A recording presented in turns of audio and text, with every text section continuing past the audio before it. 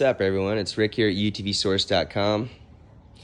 This is the BJ Baldwin Pro XP 4 project we are working on right now. Been waiting on a few parts to come in, actually. I made a little bit of progress, nothing crazy, but it is now not a 64-inch wide model. Went with the HCR Dual Sport, which means boxed, versus the Elite, which is the open windows. Suspension system on it, really nice kit. I love working with HCR. They have nice welds, nice product, nice manufacturing. What's really cool about this is it reuses the factory hardware. So we got the rear is back on. I still got to put the sway bar on. Went ahead and the spring rates have been changed. So it's a heavier spring rate on it. As you can see, I'm spinning it. I haven't set ride height yet. I'll do that when I get it down on the ground. I've got an axle to put in, which is what I wanted to talk to you all about today. So when you're doing the HCR, let's call it the retrofit or long travel kit on the XP Pro, a couple things need to happen. And one of those things is this is the stock hub. This is the Turbo S hub. They look the same. This is a little bit bigger footprint, and the spline on this is actually larger on the factory XP Pro, and that is the Turbo S. So we've pushed the studs out, the wheel studs out, and put them into the Turbo S because we are running Turbo S axles to complete the kit. So in order to make this a long travel for 64 to a 72, you have to run the Turbo S hubs and the Turbo S axles. And it all goes back into the XP Pro spindle. No big deal there. Again, all the factory ball joints are back in. You do change the bushings up here. It comes in the HCR kit. It's done in matte black. Everything's double shear. And it's overlay plated. Beautiful welds. You can see all the welding in here. This is all the internal gusseting going on inside the arms. So, the spring rate again has been changed. You can tell on this shock to iBox. You see the weights right there, and the ratings. So it's a pretty big upgrade on the spring for the front of this. There's a lot of leverage on this kit. What I mean by that is the shock is mounted a little bit more inboard, and they had to go about it that way for a few reasons, just to give you guys a little lesson here. Up there's the pivot point for the shock, right? So as the suspension compresses, that shock swings on a radius. There's not a lot of room to lever that out any further, or else you'll be hitting everything in here. So you can see the bulkhead in the Pro XP4 is pretty dope. It's pretty big actually compared to other cars out there, and it's really got a bulkhead on there. So you see the bracing coming up, coming back down. That's the shock mount right there. Pretty big, nasty, mean bulkhead on the front of the XP Pro. So that's pretty cool. I'm gonna get that going on today, but that's kind of where we're at. Got the new hubs, got the last axle. I'm gonna put it all together, get it back to a roller today. Get the seats redone, cleaned up in here, and ready for the cage to go on very soon. You can also see we got the Trinity Stage 5 exhaust system on. Really nice kit. Like how it turned out so far. It's pretty cool. All the panel that quick disconnects off the back of this. So that was really neat. And then obviously the seat folds down and you get this massive cargo area. So the doors are going to be going, and we're going to make some changes on this. Pretty excited to see where it goes, but also got a dyno jet tuner. So that's supposed to add 30 horse between the exhaust and the tuner. So again, everything's on the website for this car. If you guys are interested in doing a Pro XP4 build or two-seater build, this kit fits everything. on that, we have it. It's at utvsource.com on the website. So be sure to follow our stories.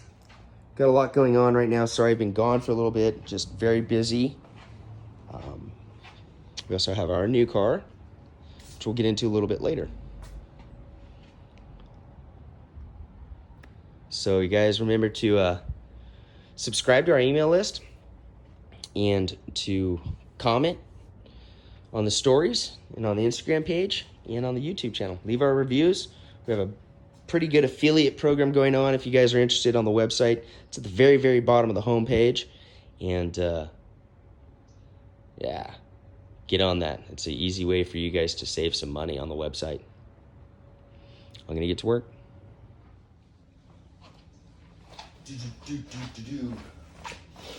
All right, so like I said, we put this together. I've done most of the others. Gonna go ahead and kept it loose, kept the sway bar off because I was waiting on an axle. That happens. See, the fit up was really nice. Do not want to lose these guys, these misalignment spacers. Kind of a big deal. So I let it hang, that way I can get the axle in. Everyone's gonna do it a different way, right? I had my way. New ones don't really come with anything on them. So I put a little bit of anti-seize on. You don't need a lot. Just coat it up in there. This will help you get it in and out easier. So I'm sure everyone else has their own way of doing it. This is my way. It's worked quite well.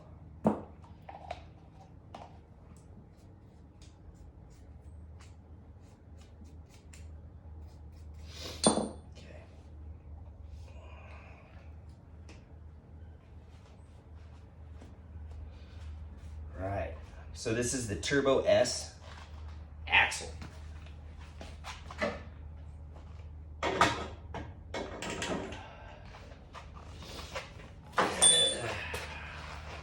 Probably gonna go ahead and I got plenty of room. You can see the seating in here. So what I'm gonna do is, I know I can get it in. So now I'm just gonna go ahead. The easiest way I found out is if you put the spring clip up position.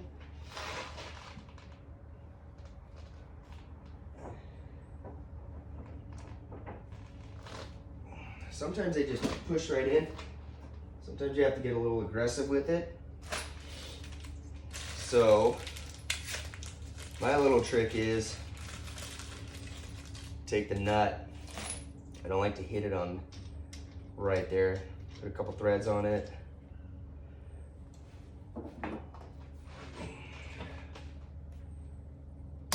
Make sure you're squared up. Plunge. That's it. Snaps right in. The nut back off.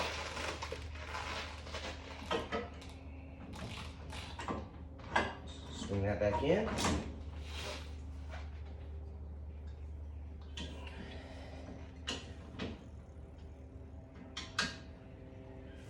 Remember, they have specs for all this.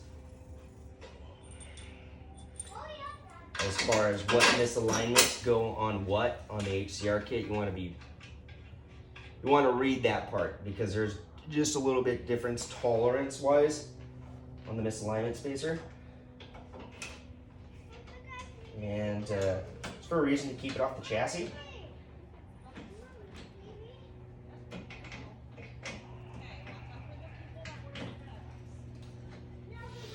That's right in.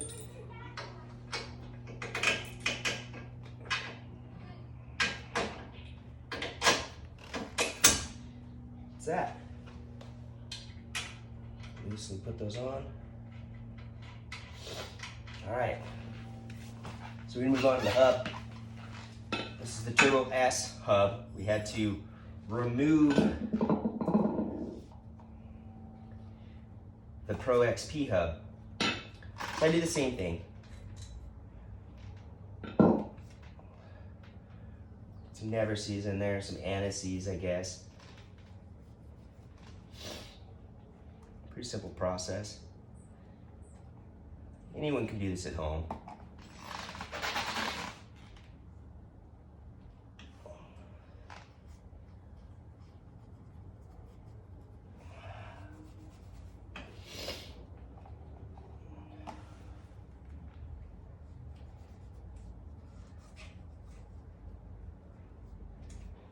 Get that nicely coated. This just makes it so when you're servicing it later, it's not going to lock up or bind.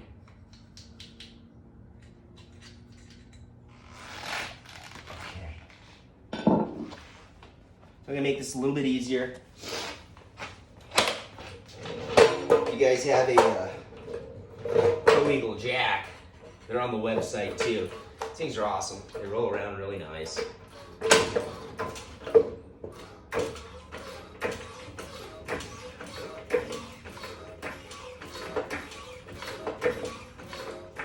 This is why I did not hook the sway bar up, or else you'd be lifting the car off the jacks right now.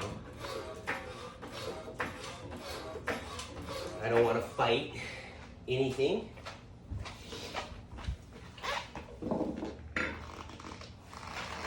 It's just easier when the axle's in there straight.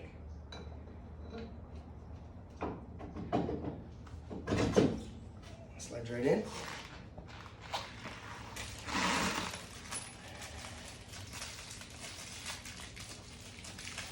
And this is all the factory Polaris parts. It's going back on.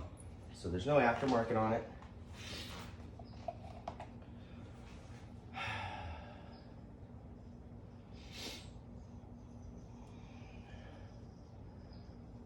Yes, I put anise on the back of this.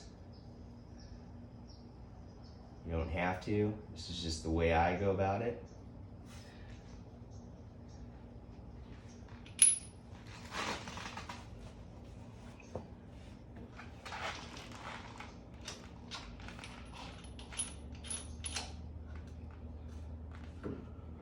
That's it. I'll go ahead and tighten everything up. I've got to put 3 more hubs on, which is back to a roller. I went ahead and marked all the rotors. You just never know, so that one said rear passenger. That's pretty much it.